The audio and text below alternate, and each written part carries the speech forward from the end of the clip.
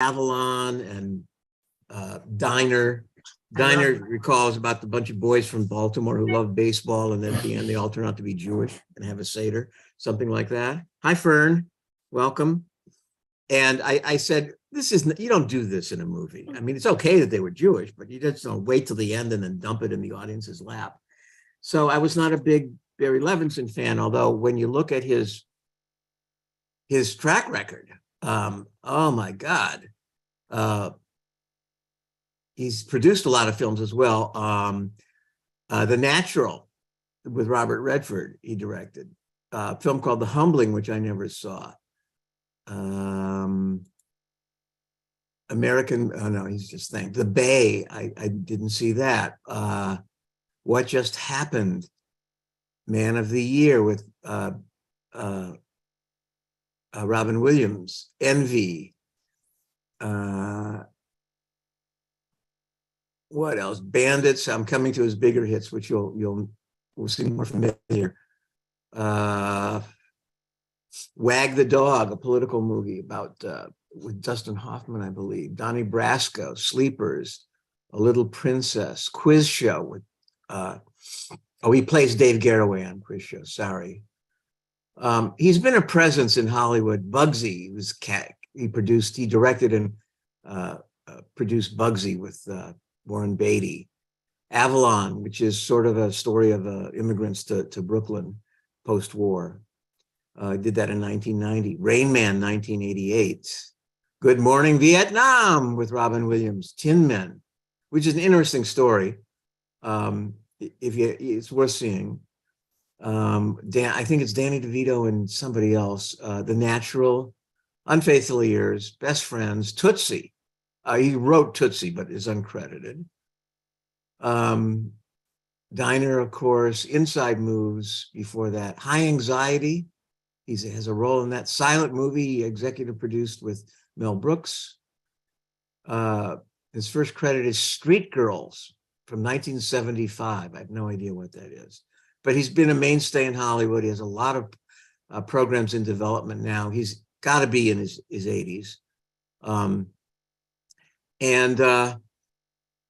I liked it a lot when I saw it, but which was just recently. I'm always prowling for better films for us, and I said I should give this a chance, and I'm so glad I did. This fits into my category of post-Holocaust films that have a new take on the Holocaust. In other words, what happens to the survivors, to the children of Nazis, to the children of survivors? What is the fallout moving forward? If we are to say never forget, then we have to understand how it lives among us today and what its consequences are among all kinds of people. And they're all different kinds of stories. And this, to me, spoke about the inner life of a survivor in ways that no other film has. Maybe you've seen others, and I certainly welcome your take on that. But this guy's life, and it's not just the nightmares he had, it's living with this ghost for so many years, for over 10 years and more, 18 years, until he meets her 18 years later. It's like how it affects his life and how it closes him off from his own family. These are really important issues. And for those of us who've read Maus by Art Spiegelman, it's really a story of family trauma and how, the mother both parents were survivors, and how it made their lives terrible for themselves and the family they had after coming to America. So it was definitely in the camp of post-survivor understanding of what it was like to go through the camps and the fallout it poses later in one's life. But there's lots of other stuff in the movie, and it is a movie about morality and conscience, what was right and what was wrong. And I want to close with a comment that Risa reminded me of at the end of the conversation. How's that for a tease, Risa?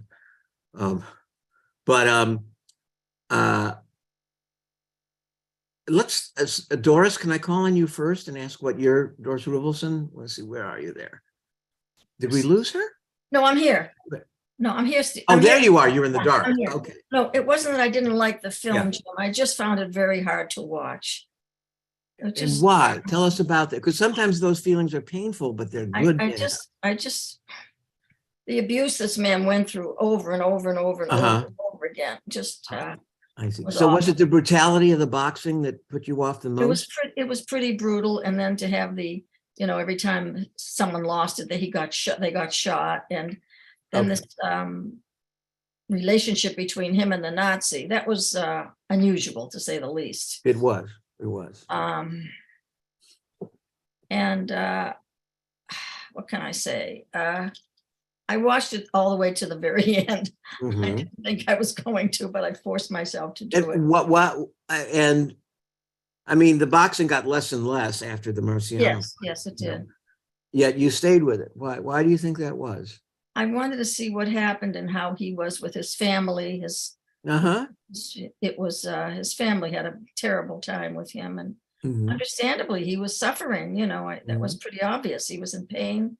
He just never got over that pain, and he kept looking for this woman and looking and looking and looking. And but he does get over the pain at the end, doesn't he? He does after all of the hard way. I mean, through more pain. And for me, this was why I programmed. I said, not only does the Holocaust destroy your life, it destroys your dreams. And it deprives the survivor of the ability to hope for more. Although that poignant rendition of America the Beautiful took me by surprise. That was interesting at the end. Interesting to say the least. I can remember having to sing that in elementary school, and I thought it was such cornball crap, and in this context, it becomes a weepy event because you realize these people really mean it.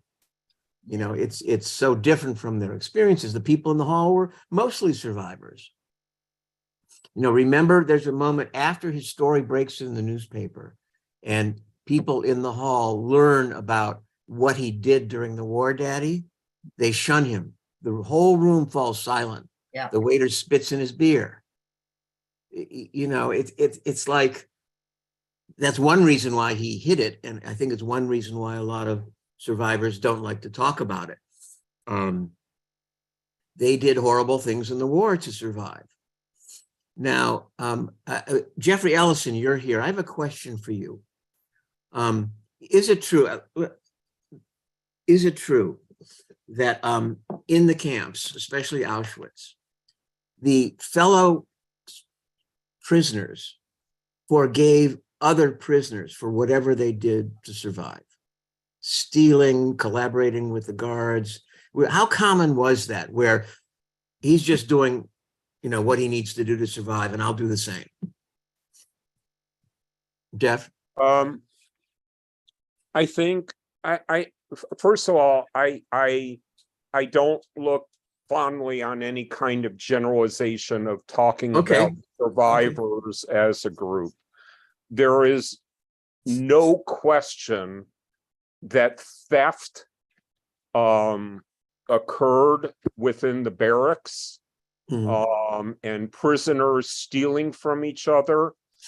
I read his book, the book that his son wrote about his father.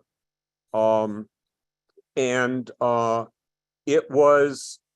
read a lot of memoirs, but this goes into cannibalism at Flossenburg in a way that was something that survivors mention, but in the memoir goes into great depth. And so, they were afraid of each other. And oftentimes one would stay awake and so the other could sleep because there was a fear of what the other prisoners would do to them. And I think that one of the interesting things that's happened in Holocaust historiography is looking at the difference between the way the women were in the camps versus the men. And the question of like, were women more cooperative, more collaborative than the men were within the barracks? And I can't answer that question. There are some that would say yes. But I think it's an interesting question. But absolutely stealing, theft, even murdering each other to eat them, to eat the other person. This occurred frequently.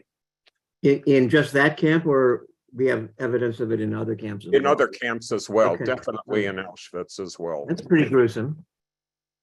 Vern? You're muted, Vern. You phrased it in terms of whether they forgave each other or so on. I don't think they thought about it probably in those terms.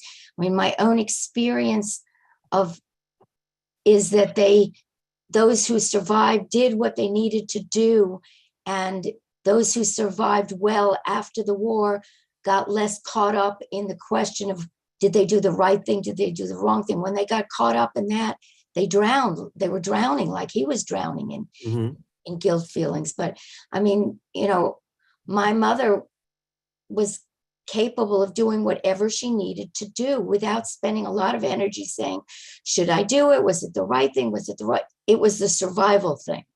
End of story.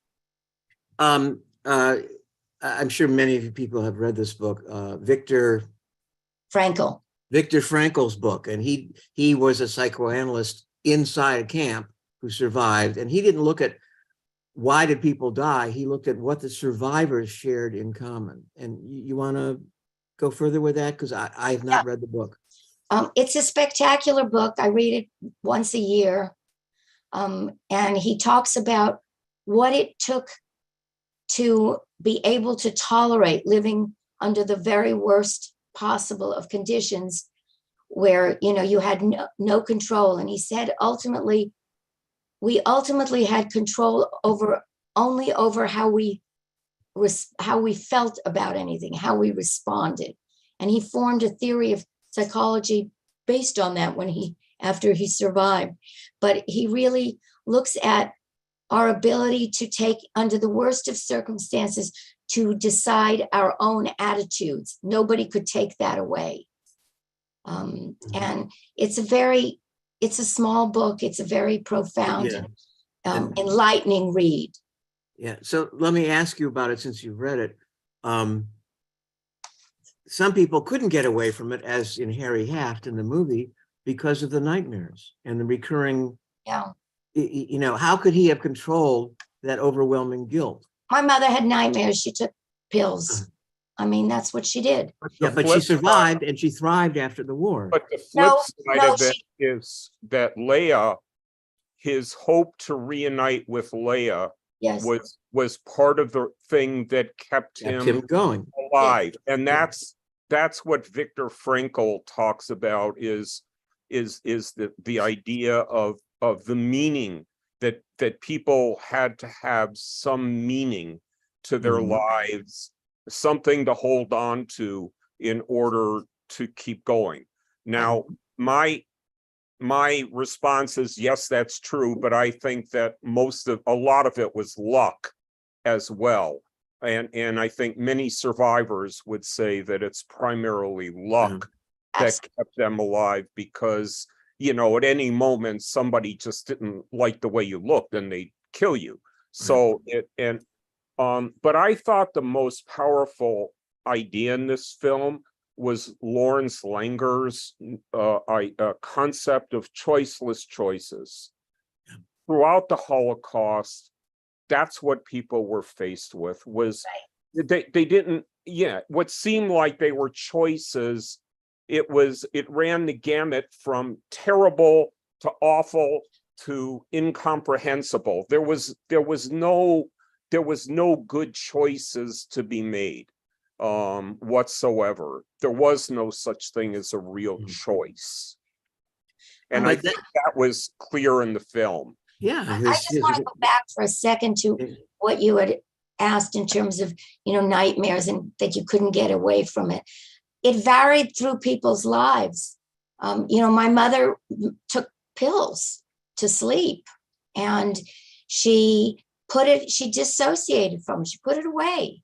And she was able to do that for a lot of years. But when she got old, she couldn't do it anymore. And she couldn't take pills, or she couldn't couldn't deal with it. She couldn't push it away. I see. It came later, very late. Uh, Lived her life very well. Both of my Mhm. parents lived quite well. But later in their lives, they didn't have quite the same ability and strength to be able to push it away. And she became to where she had been quite resilient and able to go through her life well.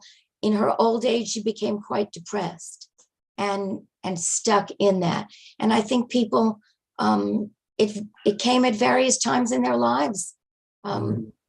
How important, now she spoke with you about her experience a lot. A lot. How vital was that to her surviving as well as she did?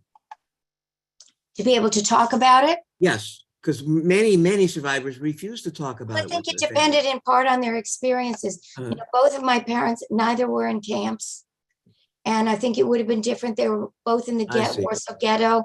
My dad was hiding in a sewer for the balance of the war and in a wall. And my mother was a slave on a farm in Germany. And those were on the hierarchy of miserable. It was a less miserable than being in the camps. But they both spoke about it quite a bit. Yeah. But they said they spoke about it from a remove. My dad said that he felt like he was sitting up here and he would tell me a story, and then this happened down there and this happened.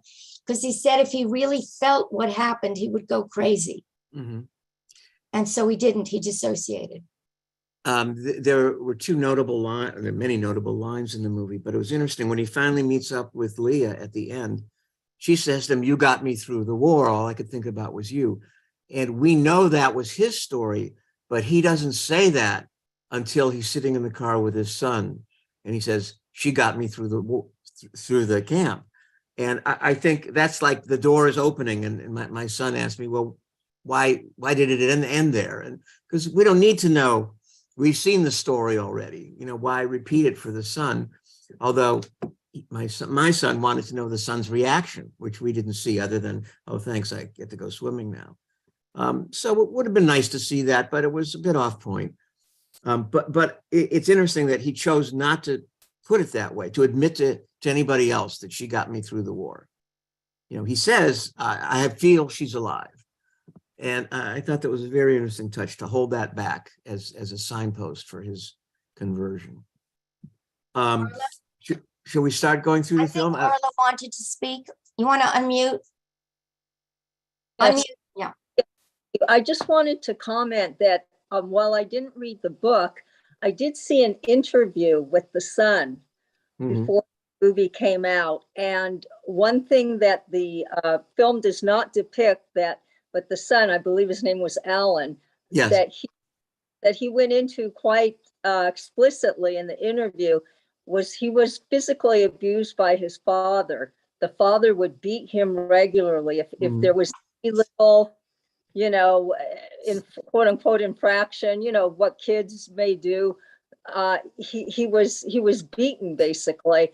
And he was asked in the interview, "What about your mother? How did she react? Did she intervene?" And he said, "No, my mother just kind of said, 'That's how your father is.'" So I think it was rather interesting that was left out of the film, especially because if I understand correctly, the son was a consultant on the film. No, he wrote the book. Right, he wrote the book, and then the film, I'm not sure if he consulted on the film or not, but I found it kind of interesting that wasn't depicted at all in the film. I think it was depicted. I think it was depicted. You could see him there, but he was definitely abusive. And I just want to say that I have a first cousin, much older than I, but who survived 7 concentration camps between the ages of 14 and 20. Oh. And he was raised in the camps, and he survived on the death march and came to the United States with my parents in 1946. And he married a woman much like this woman. The story felt similar to his story. Married a very kind woman, who was very understanding and helpful, but he was himself quite brutal to his sons, particularly his boys. He had a girl, he was not. He was quite brutal, and he would say, I was schooled in the camps. It's what I learned to do. It's how I learned to respond. To endure. And to endure and to respond. He used to smack the kids around all the time, made us crazy. And he learned it. This made me think of one of the very first films we showed at the old University Synagogue campus about a prosperous businessman in New Jersey whose father was a survivor and whose father lived in a guest house on his property, and how his father had been terribly mean to him his whole life. The father's still alive during the film. I can't remember the title. It was made by a non-Jewish guy from Amsterdam who worked for the one of the Holocaust foundations, and made this film on his own. And the stories of brutality and the way the aging father treats the son, it's a remarkable thing. I'll try and dig it out and pass it around. But I'm sure that was very common. It's hatred, self-hatred. You can imagine any number of dynamics, psychological dynamics that would make a guy do that. But so much hostility pent up and a weak version of themselves, they're beating themselves up when they beat their sons, is one way of looking at it. So it's totally understandable. That doesn't surprise me at all. Marvin, you're muted, Marvin. So why don't you unmute and share what you have to say? One of the things, which wasn't the important thing in the film, but lingered throughout the film for me, was the human brutality of the people that ran the camps, the Nazis, the Germans, who did what they did, enjoyed it. This was their pleasure. This was what they were happy doing. I couldn't understand them enjoying all this killing and murdering and adapting to it. And it was something that wasn't part of the main thrust of the film, but it lingered there for me tremendously. Well, that's understandable. Jeff, can you comment on that about, we don't know as much as we should about Nazi officers or subordinates. I mean, I think this is it's obviously a very complicated question. I mean, certainly the SS were the most fanatic, and they were in charge of the camps, the most ideologically fanatical. Now, when it came to some of the other individuals involved, you get into questions about motivation. What motivated people to do what they did? And for that, you can, there is a very famous book about Police Battalion 101, where you can see that there's sociological explanations that have to do with things like advancement. How are you to advance within this system? You had to be brutal. The more brutal you were, the more your chance of advancement within this ideological system. There's also the sense of needing a feeling of belonging to a group, that the group was doing this, and if you weren't just as brutal, that there was a sense that you were not fitting in, you were a coward in some way. But certainly beyond that, there's the more that you kill, the more desensitized, that there's a line there at which at first there may be some humanity, but you cross over that line, and then murdering, after you've murdered a certain number of people, you are completely numb or experiencing pleasure in doing it. There's a desensitization process. So I think that there's an extraordinary numbers of motivations that are involved here. Mm-hmm. Roz? Humanization. If they cease to be people, their victims were not people anymore. Right, Not because they were so desensitized. Yes. Yeah. Roz? Yeah, I was thinking about how the children, the little boys, were put into the military. They were trained The from the brown time shirts, they were- yeah. when they were, I don't know, 6, 7, and they were taught, and they became what they became from, whatever it was they learned to, to be part of a group that was going to be saluting Hitler and believing in whatever the Mhm. horrible Kool-Aid was. So they grew up with it. And maybe that's what, Well, maybe there was a long history in Germany of anti-Semitism. There was coexistence, as there were in so many other countries, but the hostilities were always there. yeah. Just as we're seeing, they were always here in this country. Just we allowed them to come to the fore. Apparently, what we've heard over the years is that they had families. They went home and they had Yeah, families, and they lived nicely, and they had kids, and and their families, according to what we read, they did not know about what was going on. Supposedly, I say behind closed doors, but behind their backs, because they didn't know what was going on. there are two very good films I want to refer you to. I didn't program them because there's only so many Holocaust films I want to do, but one is called Good with Viggo Mortensen, about an academic who does not support the Nazis, doesn't like what they do, who gets co-opted by being given more and more power by the Nazi party, and eventually puts on a uniform. And it's about his seduction because of all the good things the Nazis throw at him as an academic. The other one is perhaps a better film, and it's called Mephisto. And it's Klaus Maria Brandauer, who's a terrific actor. And he plays a theater director who was once a raucous, rebellious theater director in Berlin, and is allowed to continue practicing his theater work as long as he conforms to the Nazi line. And ultimately, the Nazis turn on him at the end of the movie, but it's all about the seduction of power that is possible with relatively ordinary people who would not normally do this on their own. But the perks and the adulation and the money, and in the times of war, the food that was given to these people, they chose to go that route. And I want to bring in my own experience with Jim Jones and People's Temple, that this is a common ploy among fundamentalists of any stripe, that the leaders figure out where you are most vulnerable, where you are most susceptible to what kind of propaganda, and they go after you with a very targeted effort, as did the Scientologists and perhaps some of the Islamists too recently.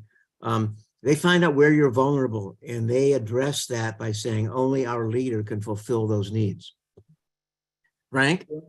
Yeah, we were talking about the desensitization of the Nazis, but impressed me in this film was also of the prisoners, of the Jews, how they when they were stacking and wheelbarrowing all the corpses and that kind of thing. It's so overwhelming that they also had signs of desensitization. Well, anybody, it can happen to anybody. That's what we're talking about. It's a very human thing to be desensitized to an allergy or hatred or bigotry. If it's all around you and part of the life that you live, I think the prisoners were desensitized to it because they wanted to live. And they had to deny. The human ability to deny things in the face of reality is powerful. And they did whatever they had to do to survive, whether it was toting around corpses and taking them to the fire pits or the ovens. The Sonderkommandos were the guys who loaded the corpses from the gas chambers into the furnaces. And Jeff, you can correct me if I'm wrong, but I believe they only lasted a couple of months before the Nazis killed them because they were going crazy doing that work. Not Is only that that, accurate? but they were bearers of secrets. The brilliance of the Nazi regime was they were brilliant at mass murder. I just, it astounds me when I think of the Operation Reinhardt camps, which were places like Belzec and Treblinka and Sobibor, and these camps killed more people in total than were killed at Auschwitz. Mhm. And there were only 150 soldiers or so in guards in these camps, that like Treblinka, that was killing 800,000 people. They were absolute, they used the most brilliant people in the society collectively to commit mass murder. Whether it was the mathematicians, whether it was the architects, whether it was the builders, it's just mind-boggling on the scale in which they were able to do these things. Yeah. But there was to be no living witnesses. Right. I mean, the Sonderkommandos, they were seeing things that no one was to report about. And there were very few of them that survived after the war. And the accounts that we have were in many cases buried in the ground in Auschwitz. They wrote things in case future generations would find them to tell the story of what was happening. This was all to be done in secret, and no one was to know what was happening. Were those artifacts found, the documents? Yes. How? I don't know whether it was, I think there were some Sonderkommandos from the last group that survived that were able to find their location within because the barracks where the gas chambers were, prisoners weren't allowed to go in there. Yeah. There was no one who was to go in there except for the Sonderkommandos and some of the SS. I just put a note in the chat that the cousin that I mentioned, who was in so many camps, had a prodigious and photographic memory, and remembered an enormous number of the details of his experience. And he testified at the Nuremberg trials in great detail about what happened. And he wrote a book called The Iron Furnace, which you can get on Amazon, in which he talks about his experiences. It could use a good editor, but the story itself is quite astonishing. And in the detail, he remembered things. And I think many of them made a point, those who survived, if they could, made a point of trying to remember the details to be able to bear witness later. It was a conscious thing. I will remember all this so that I can tell people.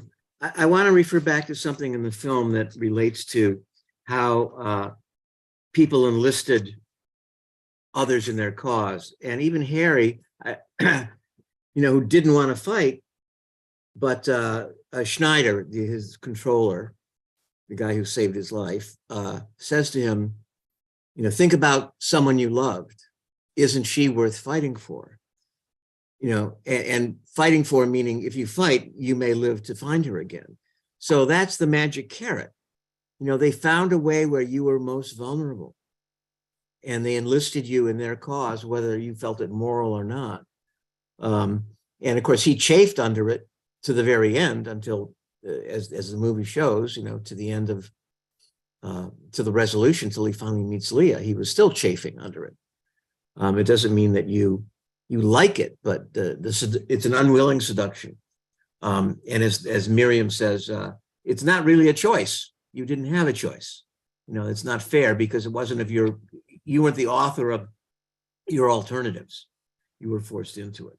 Jim, did you say that you thought that Miriam was a survivor? No, she wasn't, but she had a boyfriend who went off to war and never came back. Yeah. She was Jewish. And there's an interesting exchange later on when he's realizing in the synagogue, he says, if you can live with your Steve, I can accept your Steve if you'll accept my Leah. So it's like you throw in with that person, you're thrown with all their baggage, painful or not. And he said, they agreed to do it. So it's not surprising when he's running the grocery store and she's helping him in the next scenes. But so she has her own burden, but it's nothing like his. But on the other hand, the flip side is there's an argument they have in the kitchen when she says, you have to tell your son about it. And I don't know where that is. And she says, just because you've been through hell doesn't mean you can be an asshole to everybody else. And it's no reason to damage your son because of the hard time you had. And I thought that was great to hear that where, your whole heart goes out to a survivor at the same point, when do you have to grin and bear it, or when must you call out the behavior because we're in a different life now? When Jim, I think you haven't mentioned it yet. As far as various scenes, I thought that when the two former lovers finally met, when she's in the gazebo there and outside, and her first thing is, you've gotten old, but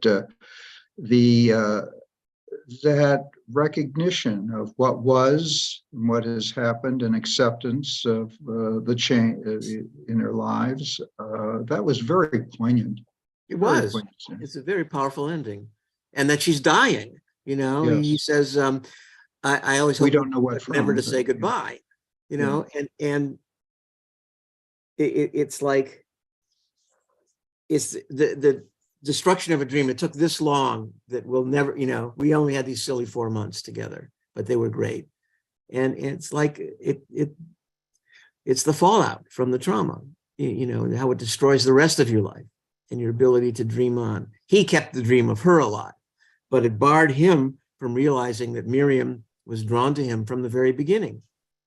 When he went in to help her, he said, I'll listen to you. You search for Leah. I won't listen to that other guy. Anybody else? We don't know how Leah survived, though, did we? Did we ever learn anything about, all of a sudden we see her, she's there and they're together, but we don't know what. No. It's kind of an interesting. It would have been nice to know. But it was like a Hollywood ending, as far as I was concerned. It is very much. Oh well, my goodness! All of a sudden, Well, there's lots like that. You can't tell it like you couldn't tell the son's reaction. It's like you can get off topic. Is it absolutely necessary, even though you'd like to know? And look, this is a 2-hour and 8-minute movie anyway, so that's pushing it. People did. There were Hollywood stories, tons of them, on people who lost each other and found them years later. Hannah and Walter. I think that I mentioned, that my mother thought her whole family was dead. She found her brother 19 years later. Oh my God. 19 years. Wow. She didn't know he was alive. She didn't know anybody was alive. The people at Yad Vashem will tell you that there's not a day at Yad Vashem where somebody who's visiting the museum does not discover somebody there who they knew at some point. Somebody in the museum, or somebody in the records? Somebody in the museum that they didn't know survived. Huh. That's what pretty remarkable, especially at this point. Yeah, well. I'm just very curious what everybody else thought about the film. I thought the film was absolutely terrific. One of the things I liked about it is when they were showing him as a Sonderkommando, it was like fuzzy. You couldn't really discern the details exactly of what was going on. And I thought that was very powerful, because this is a world that we can't go into. There is a certain part at which we are not allowed to enter into that world. It's another world.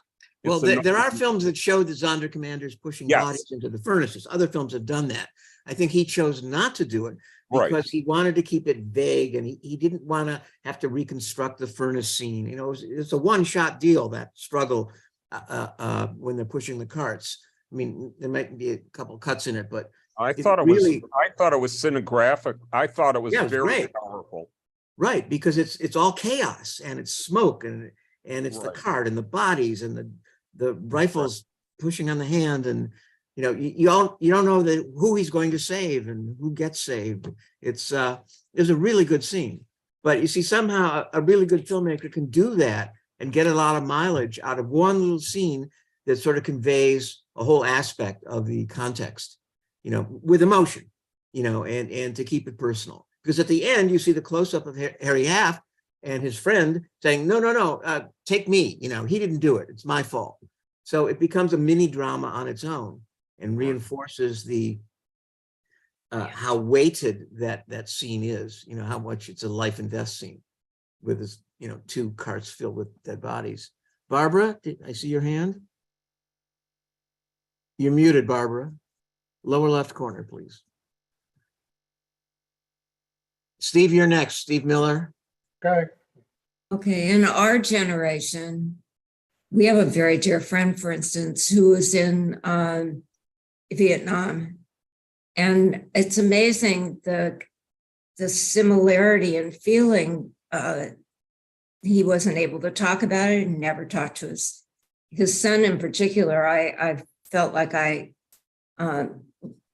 was witnessing a very painful thing for him to be relating, that it took him more than 20 years to even tell his son anything about his experience.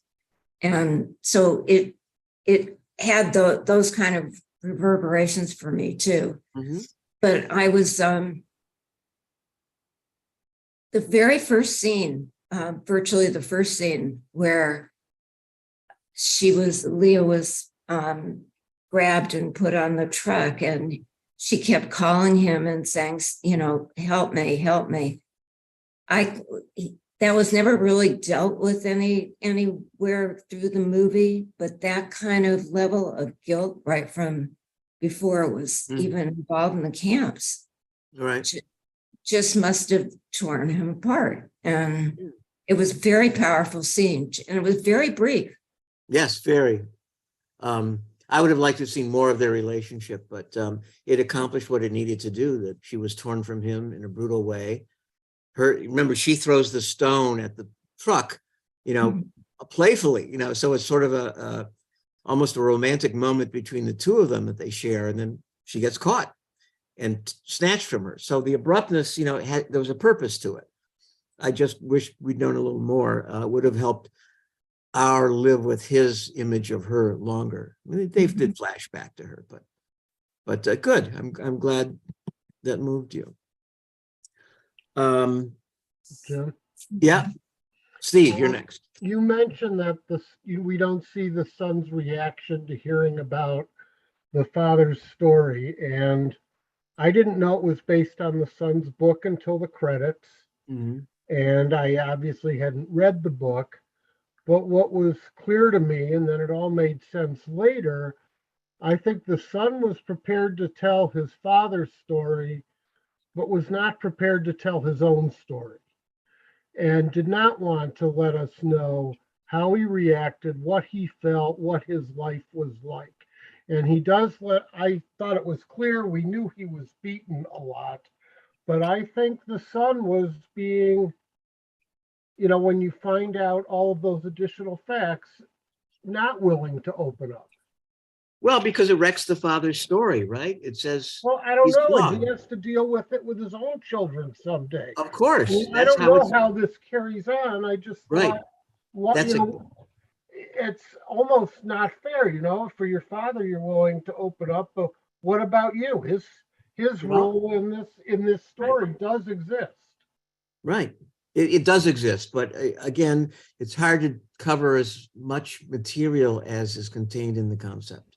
Oh, I thought it was more than it couldn't be covered. I thought he made a deliberate choice not to open up anything. Yes, that's what I about it. meant. You can't Steve, tell I think that children of survivors feel that our stories are very secondary to the extraordinarily horrible stories of our parents.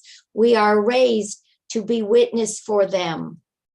I was raised that way. My task being to carry on their story. I have my own story, but it feels very secondary often to my obligation to tell my parents' stories. That's what Never Forget is about. I was working with a German art curator, more than 10 years ago. And I asked him, so how, he was at the time 35. So it was more, that was like 1907 or 08, 2007, Can I 2008. mention the book title that you're thinking of? No. No. Okay. Who is that man hiding behind you, Lisa? That is a retired rabbi. And I asked this 35-year-old man, PhD art historian, this was in 2007. I said, so how do young Germans feel about the Holocaust and the National Socialist Party? And he said, I don't feel I'm responsible for it at all. But I feel what I am responsible for is educating the world about what happened, because it's my heritage. And I thought that was very sweet. And he's done that. I mean, he's made a career out of that and was a lead curator for the Arthur Schick exhibit at the German Historical Society that I went to. So, it's not just, people carry a burden, and it helped him deal with the guilt of his, he has the conscience of his country on his mind and on his shoulders, and that's how he's dealing with it. So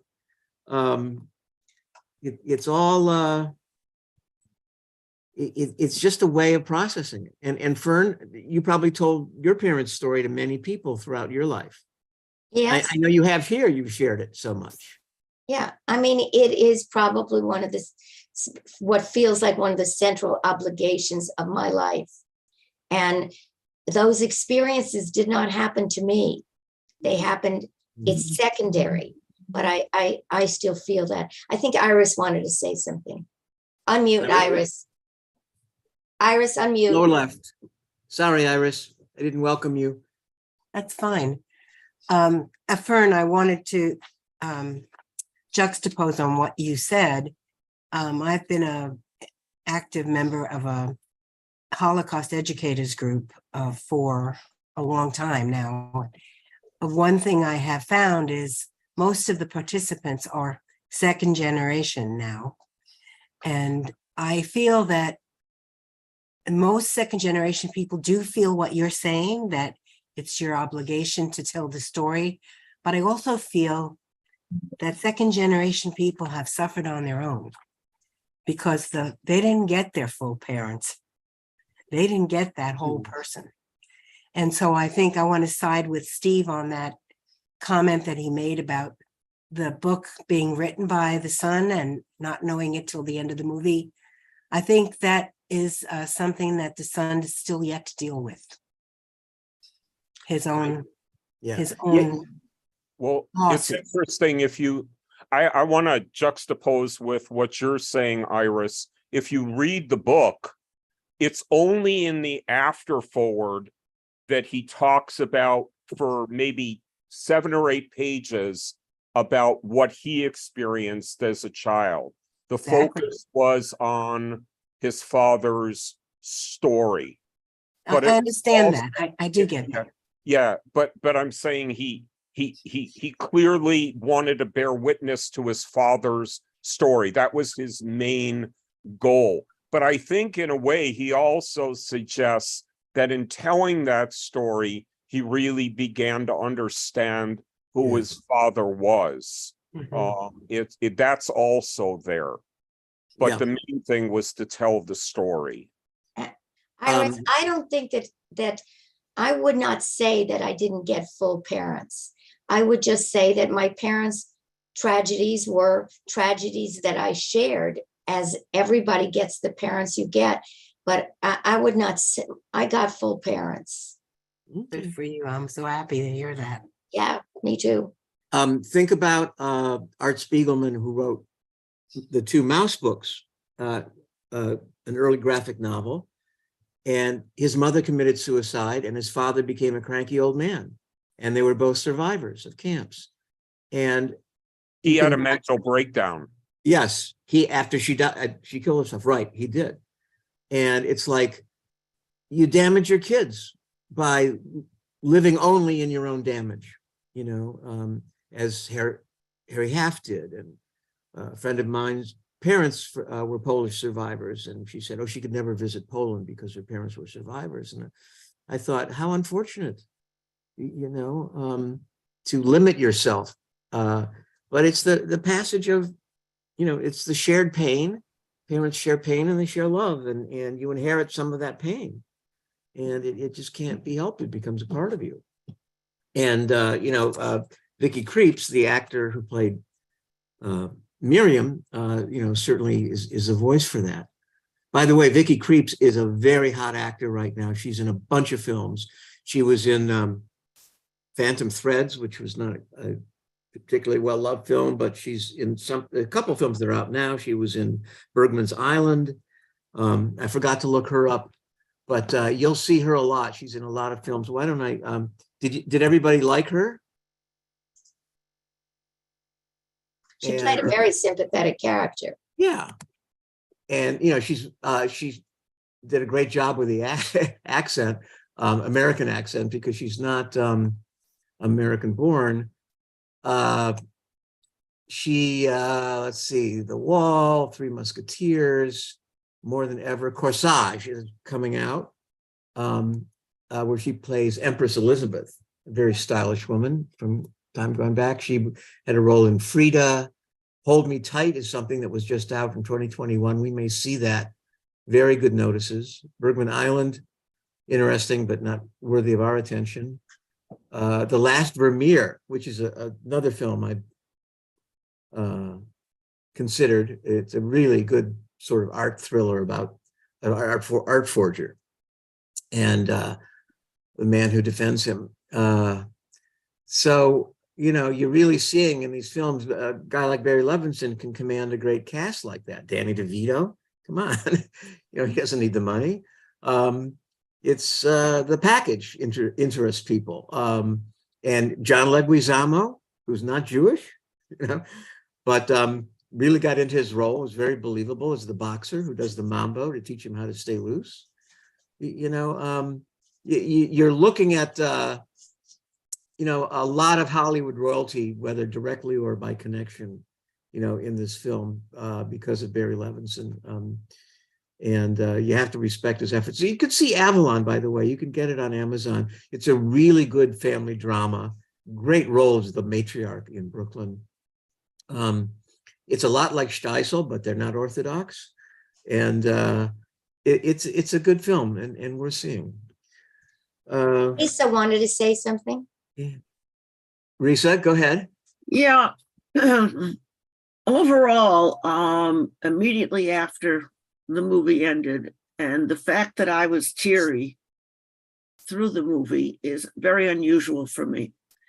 But this movie really got me because I felt as though for the first time, instead of just hearing someone talk about what they did or what happened in the Holocaust, you were seeing his dreams, and his dreams were actual memories. And it was presented as if it was all documentary. I wasn't sure what part of it was documentary films and what part of it had been filmed for this show. I don't know. But I felt the truth of it all. Now, when the youngster didn't respond to his father, I saw that as you can't have a bad relationship with someone like he had with his dad, never honest until that moment, and absorb it all at once. Mm-hmm. I think you have to hear it and you have to go swimming. you can't answer, because you can't possibly absorb all that, not just because you're a child, but I think an adult also would have trouble in a conversation like that responding. And I also felt, and here you're going to have to help me a little bit, Jim, because I don't retain very well to be able to talk about the scenes. I know when people talk about them that I saw them and I remember, but I can't pull it up as well. You're not alone. I had the whole sense of that movie, to me, was good versus evil, and evil versus good, and it was turned on its head. Things that were evil had a goodness to them, and things that were good were evil. So the fact that the Nazi took the time to have a pet who was this hero of ours, to have a pet and no longer think of him as a person, really, but the good was in his heart, was what I'm doing will keep this man alive. If he never even expressed it, he knew that he was doing that. He knew that he was doing that. Right. And yet it was extremely evil. Right. Well, he used it against Harry. He said, you want to live for her, so you got to keep fighting for me. Yeah, but that was well into already that he'd been fighting. That was to get him into when he got sad to the point where he couldn't function anymore. He was so upset about the fighting. But what about the scene when they found each other in the woods when he was running away? What was good and what was evil at that point? He killed him, right? Yes. Was that evil? Was that evil for him to suddenly go back to being a man and not a pet and kill? I have no idea. I have absolutely no idea. I don't think that you have to have that there's a specific answer. It's moral ambiguity. Okay. Because he could have walked away. He had the gun. He wrestled the gun away. Yeah, but he could have turned his back. He could have, but maybe he was just a human being whose desire for revenge overcame him. That's the point, because he had been treated as a non-human being for so Right. many years that his humanity was there, and it was evil, but it was good. So Right. I found this struggle all through the film. Yes, I totally agree. And that's what I wanted to share with people, because we had a conversation. We had a good conversation about it, and Yeah. I wanted to call you right away because then I remember the different things that But that's affected pivotal. me. That's pivotal. But you see, there's one contradiction in that scene. Schneider, the officer, says, I don't believe in any of this. It's like, it's just you rule or you lose, and pick a side. That's all it is. We don't really care about Jews. We just don't want to be the losers. But then when he's holding the gun on Harry, he says, I'm going to kill you because it's my duty. Well, wait a second, that's a different story, isn't it? Yep. So it's the hypocrisy of even he too became an animal, and subject to this expectation of racial superiority, Right. or whatever. Or he was seduced by the desire for cultural supremacy. It's hard to know. But you think back, you talked about women, and was it different? We heard and saw and read lots of stories where there was a connection between a Nazi and a woman. Yes. And not only were the women pets, but they were being used sexually. Yes. And they survived because of it. Yes. And it was no longer evil, was it? Because there was a survival part to it. Right. It's like, we don't like the way the guy was using her in each case, but it gave her survival. So what are you going to do with all of this? I have absolutely no idea. Well, that's, and think of, I took issue with Julia Mintz, who's a sweet woman and a good filmmaker who did Four Winters, which we saw 3 weeks ago. And she said that we all agreed these were ordinary people in extraordinary circumstances. But she said it was a miracle, meaning I didn't push her on it, but a divine intervention put all these chance occurrences in front of them so that they could become partisans. I don't buy that. I don't buy Yeah. it either. I But if don't that's buy what- that. You know, filmmakers are funny. If that's the story you need to tell yourself to do the work, To do the right. you do the work and you let the chips fall, and they fell in a very good way for her. So I'm very grateful. Look how that sounds exactly like what we were just saying Yeah.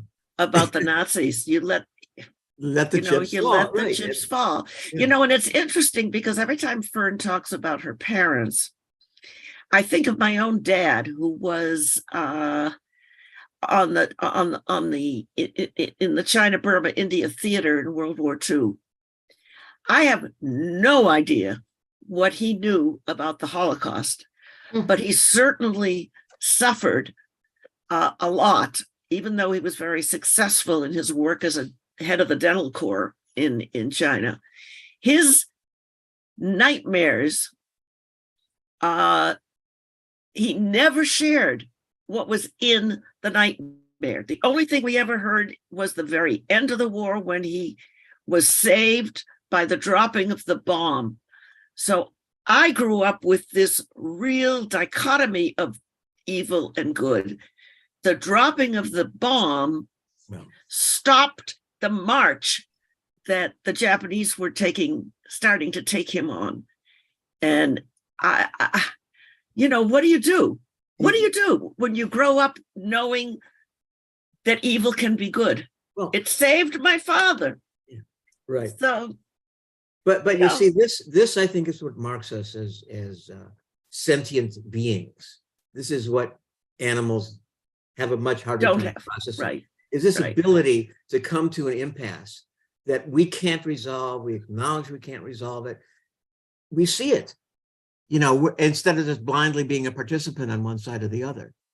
This is it's a conundrum, and it's very much the human condition that we can't know, and to expect ourselves to know and to judge ourselves, it's don't go there, because you're inviting self-deception and you're misleading other people. Arla? Arla, where are you? So I want to piggyback on this idea of, the other side of the coin, so to speak, being in the war, serving in the war, nightmares. My dad was actually born in Poland, came to America about age 7 in 1929, and then served in World War II, 2 years in England and 1 year in France. And he was actually at Normandy on D-Day. Wow. Yeah, he was a medic, and he said they lost like a third, of the battalion. He would never speak about it. I didn't even know he'd been at Normandy until I saw his discharge papers for some VA services that he needed. He would never talk about it. He also had nightmares. I remember as a kid that, hearing him in his sleep.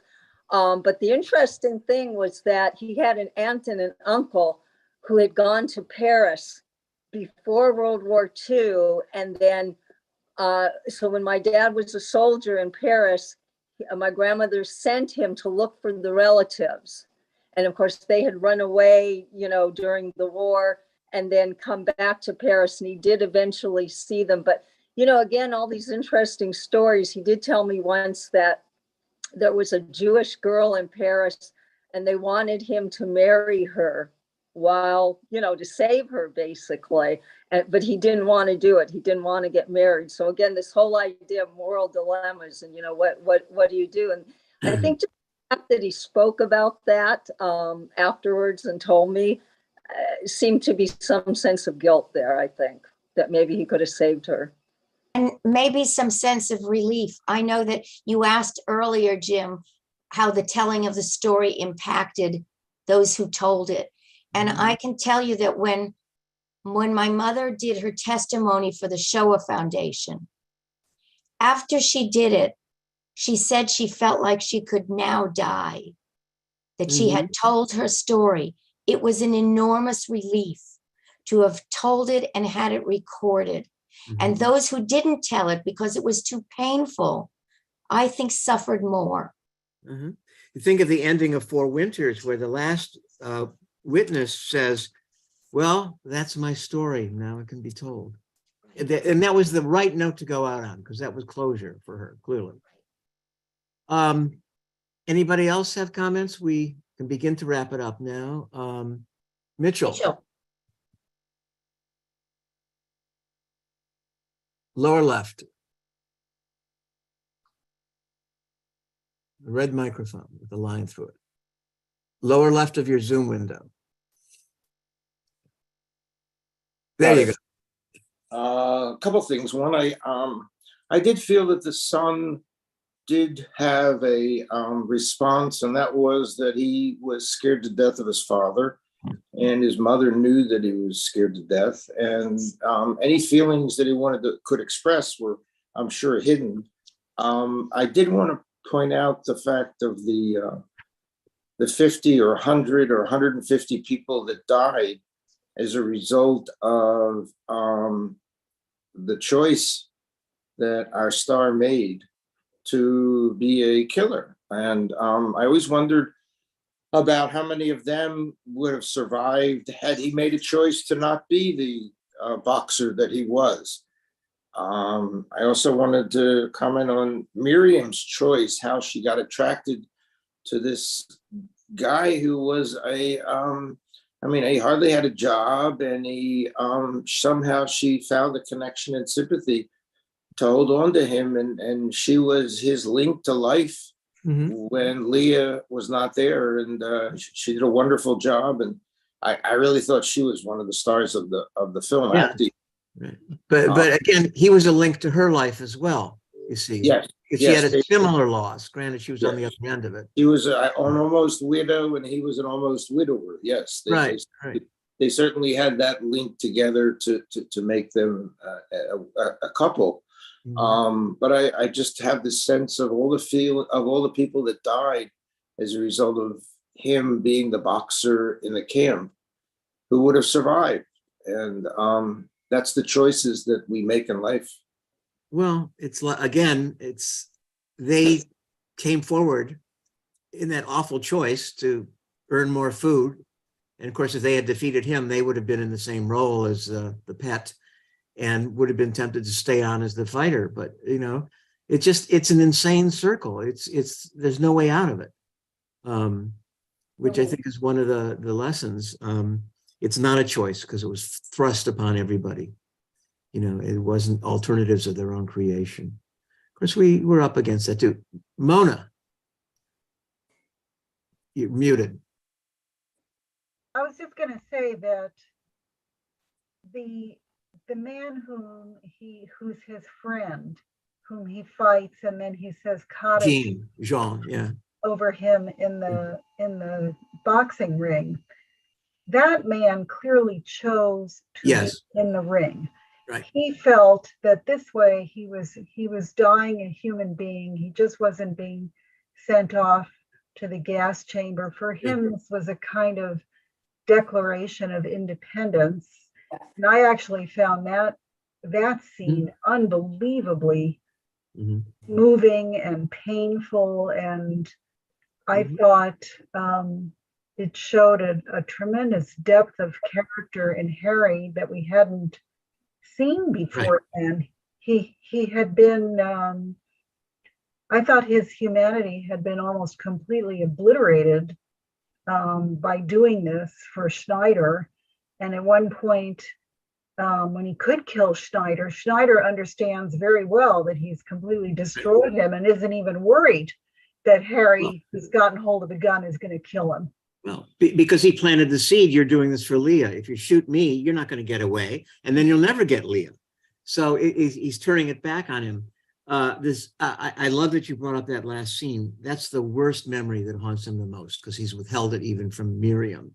And it's because he emerges from his shell, his lack of humanity, to become humane and says, just lie down, because he doesn't want to kill him. But then he realizes that the humane thing to do is to beat him so that he's finally killed. And he kills him himself. I want to die at the hands of a Jew instead of as a number. So I think it relates to Viktor Frankl in a sense, because his friend Jean wanted to have a sense of purpose. He wanted to not be randomly sent Right. to death, but to choose the moment of his death, to have some feeling that there was some purpose in all of this, and that this way there would be someone to say Kaddish for him. He wouldn't just be ashes floating up into the sky unknown. So yes, I certainly agree with your description of the choiceless choices with which people were constantly confronted. What I really admired about Vicky Creep's performance was that she was very understated, but she made it very clear what depth of empathy and understanding and compassion she had. And when she was dealing with the head of the office, who's, having his tantrum about everything, she obviously knew, she was used to dealing with some very difficult personalities. And she knew when to say that's enough, and when to just be very calm about it. She was great. But again, she saw herself in Harry, because she suffered a loss, not nowhere near as great as his. So again, I think we have to remember, something that's good to keep in mind is Primo Levi's idea of the gray zone, that whenever we're dealing with the victims of the Holocaust, there is no black and white here. There's just this area of moral ambiguity, because, I suspect that any survivor of Birkenau did things that they're not particularly proud of. We don't hear those stories, but in order to survive, they did things that probably they would choose to not speak about, or to kind of forget.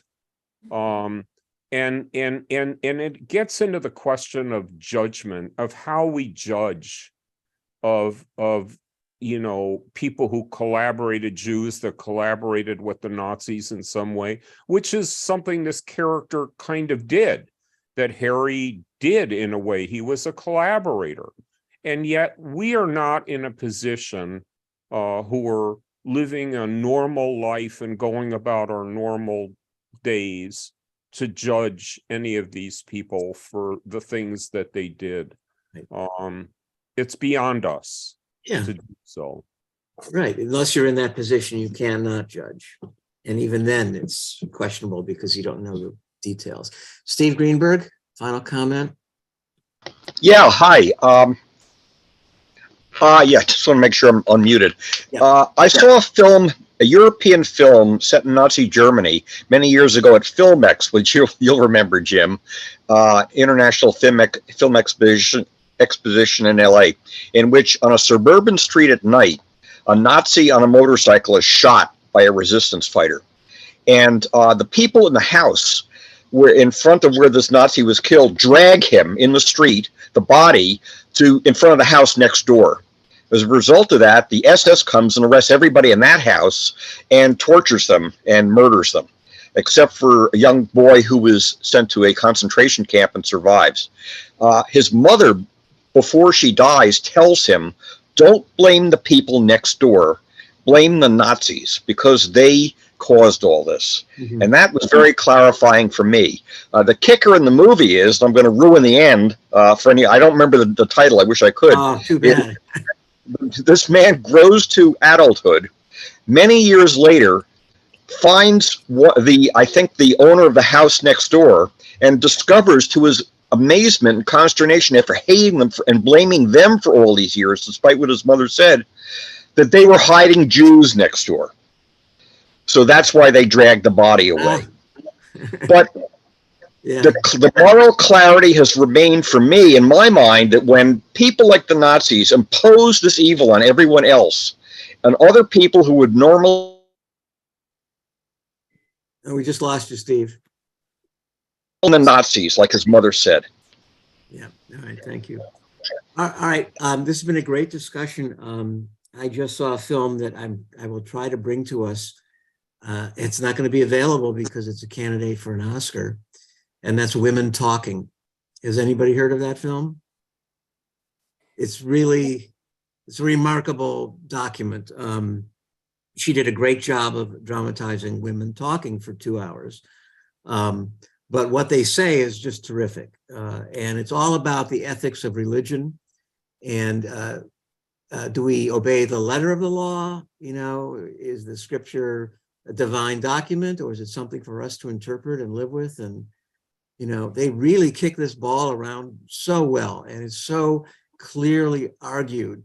It's set in a Mennonite community. It's like an Amish community. And it's discovered that the men are raping and abusing the women and children. And it's a sort of a hidden secret that isn't talked about. And finally, the women rebel. And they sit down and they decide to have a vote on what are we going to do with this? Are we going to stay and shut up? Are we going to stay and fight? Or are we going to leave? And they parse through these three alternatives, both the positives and the negatives of each one. And I don't want to make it sound like an ethics or philosophy class, but it does accomplish that. It's basically each character has a point of view on the situation. Several were raped. One is pregnant. Rooney Mara is one, the one who's pregnant, and she's sort of a central lead. It was written by the Canadian woman, Sarah Polley. This is like her fourth film. And it's a remarkable statement on feminism, on anybody's responsibility, on the effects of religion, and on the effects of orthodoxy. Remember, these are women who were taught to be subjects of their husbands and the men. And do not, the lack of education for the young girls is a key issue in this. So as soon as that's available, I'll let you know, and we'll discuss that, because I think it's terribly relevant, not just in terms of Orthodox Judaism, but any orthodoxy, any fundamentalism. You know, is it the letter of the law or the spirit? You know, and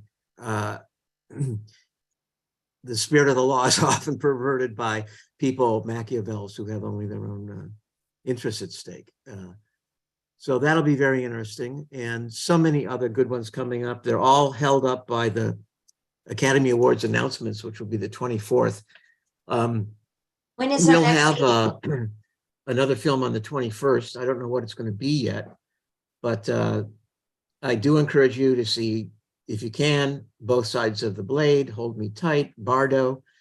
Corsage is not out yet, but Vicky Krieps is the lead in that. Decision to Leave, another Korean film. You got to see that. We'll discuss that. It's another long film like Drive My Car. And I don't want to really discuss Tar with Cate Blanchett about the self-centered music conductor, but it is an interesting film. Triangle of Sadness. There's a documentary about Navalny. Eternal Daughter with Tilda Swinton is on Amazon Prime. So much to see. It's a great season for us. Roz? Will you send us these films? I didn't write them down. Yes, I will, but so many are not out yet. I don't want to trouble you with it. I'm just saying that, but Women Talking will definitely be high on our list. We'll definitely get to that. So much to talk about. All right, this was a great discussion. I'm so glad you liked it. I was a little concerned, but I always am. But it's great to see so many different takes on it, and I think we came up with the right conclusion that it's hard to come to a conclusion. If you'll allow me to. Thank you, Jim. Thank you. you. Right. Thanks, Thank you, everybody. Jim. See you in 2 weeks. Thanks. Thank you. It's good to see everybody. Bye-bye. Thank Bye.